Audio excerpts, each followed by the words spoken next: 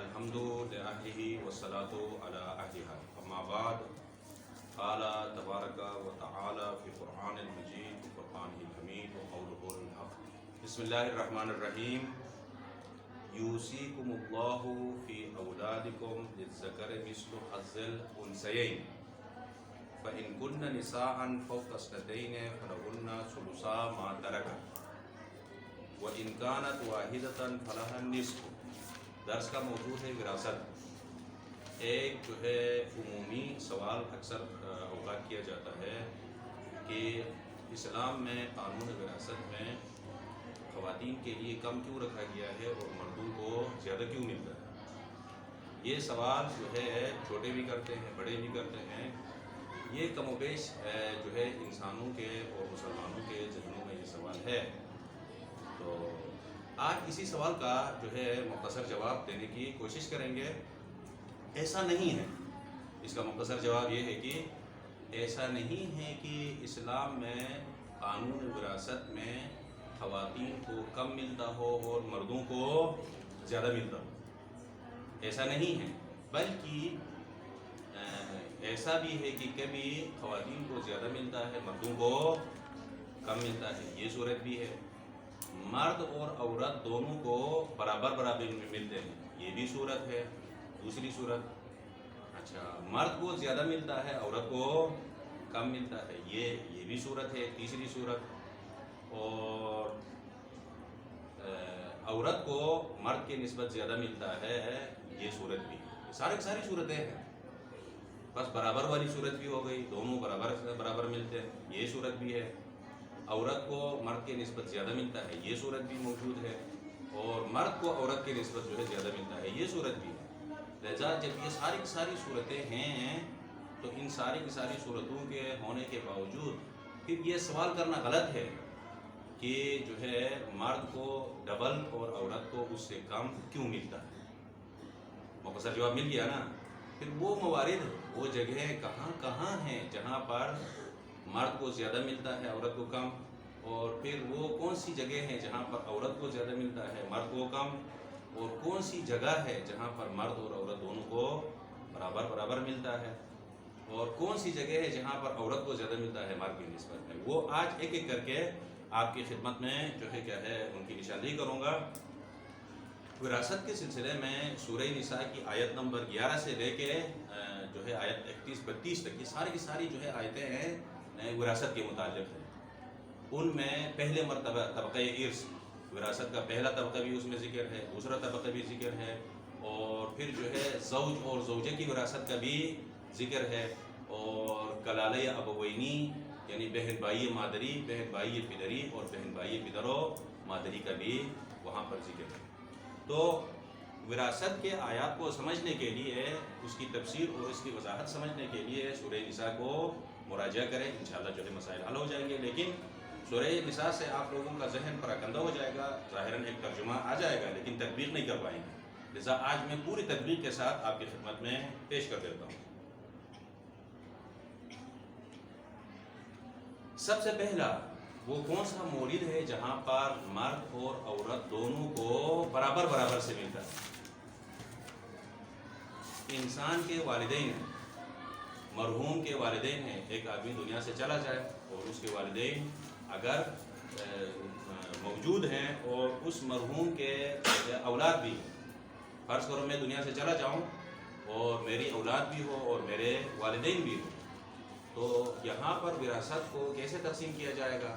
قرآن کی آیت ہے وَلِأَبَوَيْهِ لِكُلِّ وَاحِدٍ مِّنْهُمَا السُّدُسُ، کہ اس مرحوم کے، اس میت کے والدین میں سے ہر ایک کے لیے سدس دینا ہے۔ سدس کسے کہتے ہیں؟ 1/6، یعنی کل ترکے کو کیا کریں گے، جو ہے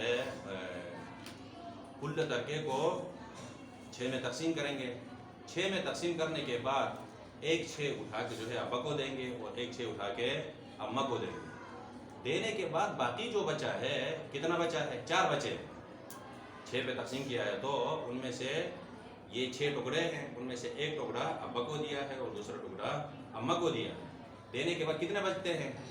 4 بچتے ہیں نا، تو یہ 4 کے 4 کن کو مل جائیں گے؟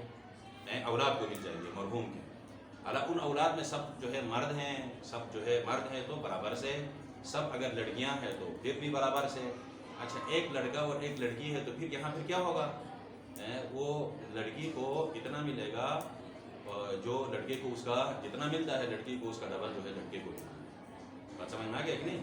بس پہلا مورد جہاں پر مرد اور عورت دونوں کو برابر برابر سے ملتا ہے وہ کون سے ہے؟ مرحوم کے والدین ہیں. والد کو بھی جو ہے ایک سدس ملتا ہے، چھٹا حصہ ملتا ہے، اور والدہ کو بھی سدس ملتا ہے، چھٹا حصہ ملتا ہے. یہ پہلا مورد. اور دوسرا کلالہ مادری ہے. مادری بہن بھائی 3-4 بہن بھائی ہے، ان میں سے ایک دنیا سے چلا جاتا ہے، اس کے پہلے طبقے میں والدین بھی نہیں ہیں اور اس کی اولاد بھی نہیں ہیں، تو اس کے بہن بھائی ہیں. اور یہ جو بہن بھائی ہیں، بہن بھائی بھی بہن بھائی مادری ہیں، جن کو قرآن نے جو لفظ استعمال کیا ہے، قرآن نے جو ٹرم استعمال کیا ہے وہ کلالہ مادری ہے، کلالہ امی. یہ کلالہ جو مادری ہے، ان میں سے کچھ مذکر ہے اور کچھ مؤنث ہے. تو وہ جو دنیا سے چلا گیا ہے اس کی وراثت یہ لوگ آپس میں کس طریقہ کار پر کس جو ہے شکل میں تقسیم کریں گے؟ یہاں پر لڑکے کو 2 برابر اور لڑکی کو جو ہے 1 برابر ایسا نہیں ہوگا، بلکہ لڑکا اور لڑکی دونوں کیا ہے برابر سے آپس میں جو ہے کیا کریں گے تقسیم کریں گے. کتنے مورد ہو گئے؟ 2 جگہ ہو گئی نا جہاں پر مرد اور عورت دونوں کو برابر ملتا ہے. کدھر کس میں ڈبل ملتا ہے اور عورت کو اس کا آدھا حصہ ملتا ہے؟ بلکہ ایسا نہیں ہے. کبھی کیا ہے وراثت میں دونوں کو برابر ملتا ہے. اچھا دونوں کو برابر، یہ پہلا مورد ہے. یہ نمبر 1 جہاں برابر ملتا ہے ان میں سے پہلا کلالہ مادری. یہ کلالہ مادری میں جو ہے دونوں کو برابر برابر ملتا ہے، یعنی بہن بھائی مادری. کلالہ مادری سے کیا مراد ہے؟ بہن بھائی مادری. یہ نمبر 1. اور نمبر 2 مرحوم کے اولاد کے ساتھ مرحوم کے والدین. مرحوم کے والدین، مرحوم کی اولاد بھی ہے اور اس کے والدین بھی ہے، تو صورت میں اس والدین کو میں سے ہر ایک کو کتنے ملیں گے؟ یہ قرآن کی آیت ہے، بعض ہم سورہ نساء کی، وَلَأَبَوَيْهِ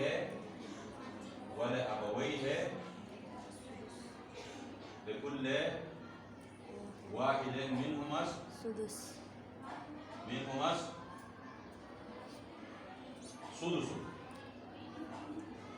یعنی یہ ابویہ کی جو ضمیر ہے پلٹ دی کس کی طرف؟ مرحوم یا میت. اس مرحوم کے والدین میں سے ہر ایک کو کتنا ملتا ہے؟ سدس ملتا ہے. ابا کو بھی 1/6 اور اماں کو بھی 1/6. تو یہ 1/6 دونوں کو برابر ملتا ہے. تو اماں عورت ہے اور ابا جو ہے مرد ہے. تو یہاں پر کدھر کس نے کہا ہے کہ مرد کو جو ہے ڈبل ملتا ہے اور عورت کو کم ملتا ہے؟ بلکہ دونوں کو برابر برابر سے ملتا ہے. کتنے جگہ ہو گئی؟ ایک کلالہ مادری بہن بھائی، اور دوسرا جو ہے مرحوم کے والدین مرحوم کے اولاد کے ساتھ. تو یہ 2 جگہ ایسی ہے جہاں پر وراثت دونوں کو برابر برابر سے ملتا ہے. اچھا یہ نمبر 1.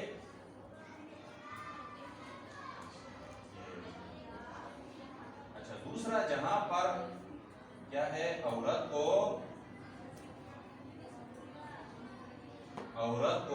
زیادہ، مرد کو کم ملتا ہے وراثت میں. وہ کون سی جگہ ہے جہاں پر عورت کو زیادہ ملتا ہے اور مرد کو کم ملتا ہے؟ سب سے پہلے مرحوم کی بیٹی ہے اور مرحوم کا ابا ہے. ایک مرحوم ہے، اس میں سے پہلی جو صورت ہے وہ مرحوم کی ایک بیٹی ہے اور اس کا کیا ہے دوسرا ابا ہے.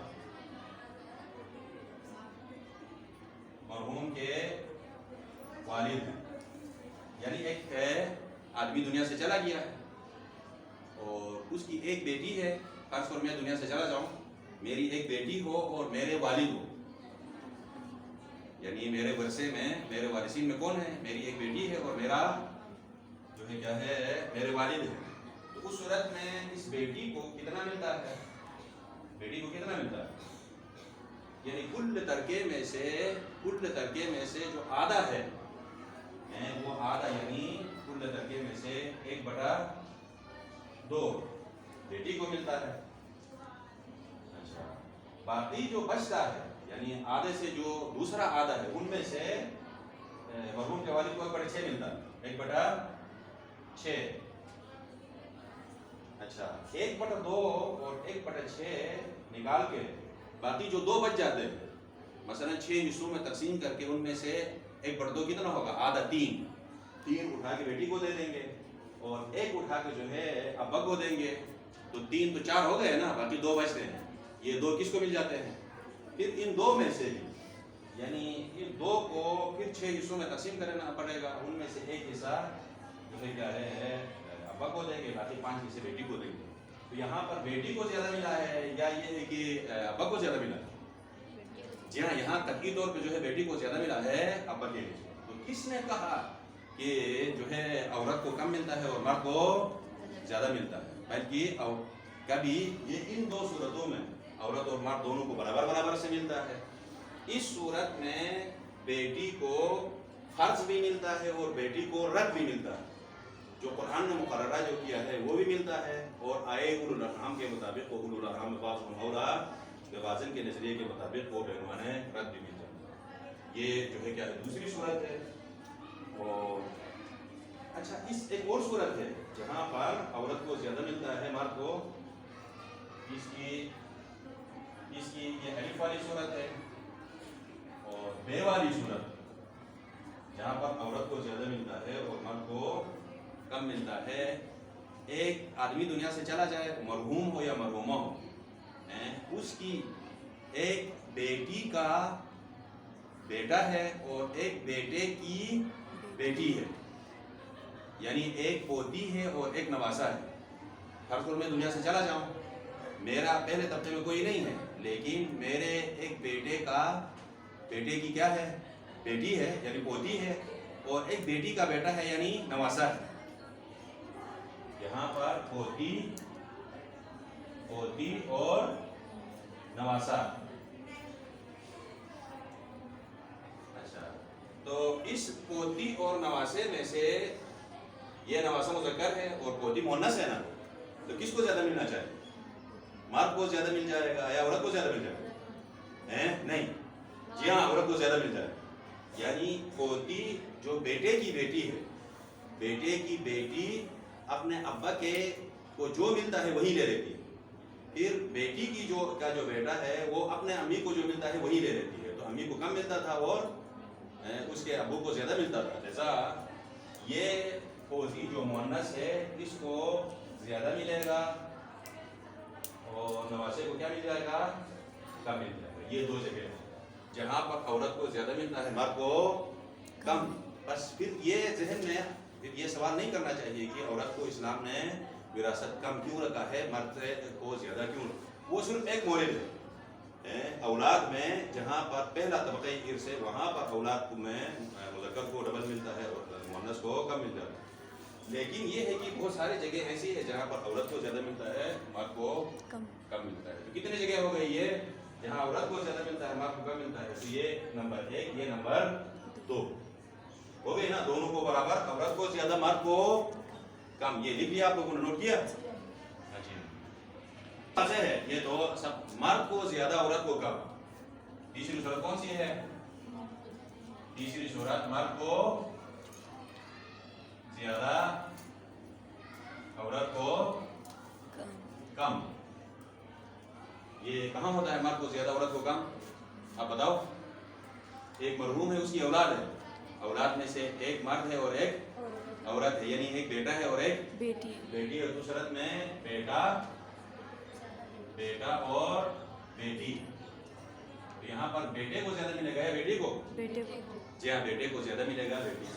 تو یہ وہ جگہ ہے جہاں پر مرد کو زیادہ ملتا ہے، عورت کو کم. تیسری صورت ہو گئی نہیں؟ اچھا، ادھر بھی یہ سورہ نساء کی جو آیات ہے یوصیکم اللہ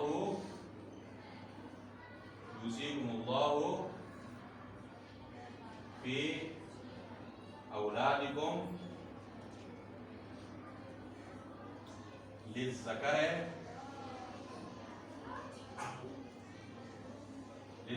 مثل حظ الانثیین. اللہ نے تمہارے اولاد میں حکم دیا ہے، وصیت کی ہے، سے مراد یہ ہے کہ یوصیکم کا معنی حکم دیا ہے کہ آپ کے اولاد کے سلسلے میں کس پالیسی کے تحت تقسیم کرنا چاہیے، کس قانون کے تحت تقسیم کرنا چاہیے. یہ قاعدہ اور قانون کہتا ہے کہ ہر مذکر کو مؤنث کے 2 برابر ملنی چاہیے. بات سمجھ میں آ گیا کہ نہیں؟ جی ہاں. بس یہ جگہ ایسی جگہ ہے جہاں پر مرد کو زیادہ ملتا ہے، عورت کو کیا ہو جاتا ہے؟ کم مل جاتا ہے. آتے ہیں جہاں پر مرد کو زیادہ عورت کو کم ملتا ہے، یہ ظاہری نظروں سے اور ظاہری نگاہوں سے ایسا ہے. کرو ایک بیٹا ہو اور بیٹی ہو، 900 روپے ہے یا 9 لاکھ روپے ہیں یا جو ہے 9 درخت ہیں یا 9 مکانات ہیں، تو ان 9 کو کیسے تقسیم کریں گے؟ 9 کو 3 حصوں میں تقسیم کریں گے. 3 × 9، ان 3 حصوں میں سے ایک حصہ اٹھا کے کس کو دے دیں گے؟ بیٹی کو دے دیں گے. 3 کا ایک حصہ اٹھا کے بیٹی کو دے دیا، باقی کتنے بچ گئے؟ 6 بچ گئے نا. 9 کو تقسیم کیا ہے تو 6 بچ گئے ہیں، تو اس 3 کا ڈبل یعنی 6 جو کہ 2 حصے ہیں وہ جو ہے کیا ہے بیٹے کو مل جائے. بس بیٹے کو 600 مل جائے گا اور بیٹی کو 300. بیٹی کو کم ہے اور بیٹے کو زیادہ ہے، لیکن دقت سے اگر دل کی آنکھوں سے دیکھا جائے تو حقیقت میں اس جگہ میں بھی بیٹی کو زیادہ ہے بیٹے کے نسبت. کیوں؟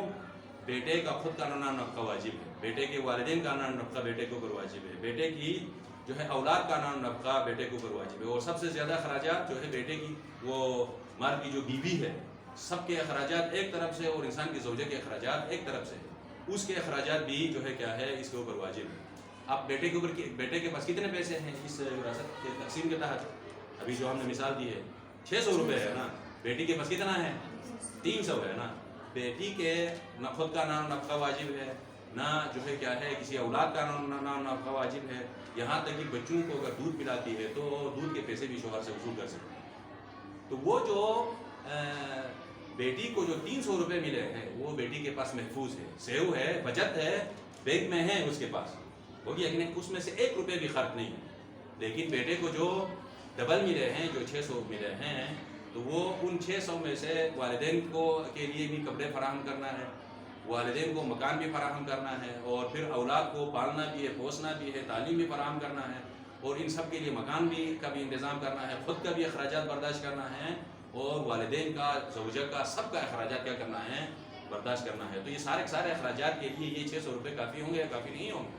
قطعاً کافی نہیں ہے. بس ظاہراً دیکھو تو 600 زیادہ ہے کس سے؟ 300 سے. لیکن دل کی آنکھوں سے اگر دیکھو تو حقیقت میں وہ عورت کو جو 300 ملے ہیں وہ زیادہ ہے مرد کے نسبت. ہمیں ظاہری آنکھوں سے نہیں دیکھنا چاہیے. اسلام کی دقت عقلی سے، اسلام کی باریکیوں کو اگر دیکھا جائے تو بس اس نتیجے تک پہنچ جاتے ہیں کہ کبھی مرد اور عورت دونوں کو برابر مل جاتے ہیں، کبھی عورت کو زیادہ مرد کو کم ملتا ہے، اور کبھی مرد کو زیادہ عورت کو کم ملتا ہے. لیکن جہاں پر مرد کو زیادہ عورت کو کم ملتا ہے وہاں پر بھی ظاہراً ایسا ہے، لیکن باطناً اگر حقیقت سے کی نگاہ سے دیکھا جائے تو وہاں پر بھی عورت کو زیادہ ملتا ہے مرد کے نسبت.